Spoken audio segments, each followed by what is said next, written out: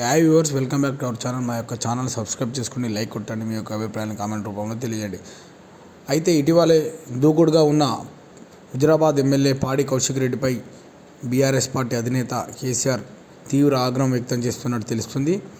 అయితే వివాదాస్పదమైన వ్యాఖ్యలతో, వివాదాస్పదమైన పనులతో పార్టీకి భంగం కలిగిస్తున్నాడని కొంతమంది సన్నిహితులు మరియు పార్టీలోని పెద్దలు పార్టీ అధినేత కేసీఆర్ దృష్టికి తీసుకురావడంతో కేసీఆర్ పాడి కౌశిక్ రెడ్డిని మందలించినట్టు తెలుస్తుంది.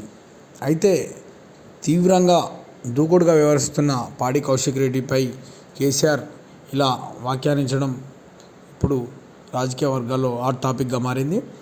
అయితే గతంలో నుండే దూకుడుగా ఉన్న పాడి కౌశిక్ రెడ్డి హుజరాబాద్ ఎమ్మెల్యేగా గెలిచినప్పటి నుండి ఒక పార్టీకి దూకుడుగా వ్యవహరిస్తూ పార్టీకి చెడ్డ పేరు తెస్తున్నారని పార్టీలో ఉన్న కొంతమంది పెద్దలు కౌశిక్ రెడ్డిపై ఫిర్యాదు చేసినట్టు తెలుస్తుంది.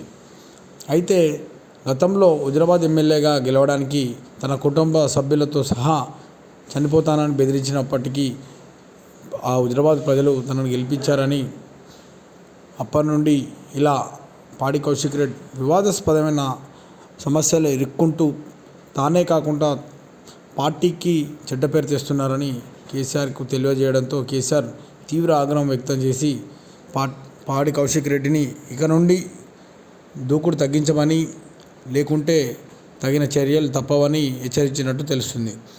అయితే ఇలా దూకుడుగా ప్రదర్శిస్తున్న పాడి కౌశిక్ రెడ్డిపై ఇటీవలే కరీంనగర్ పోలీసులు అరెస్టు చేసి జైల్లో పెట్టిన సంగతి తెలిసిందే.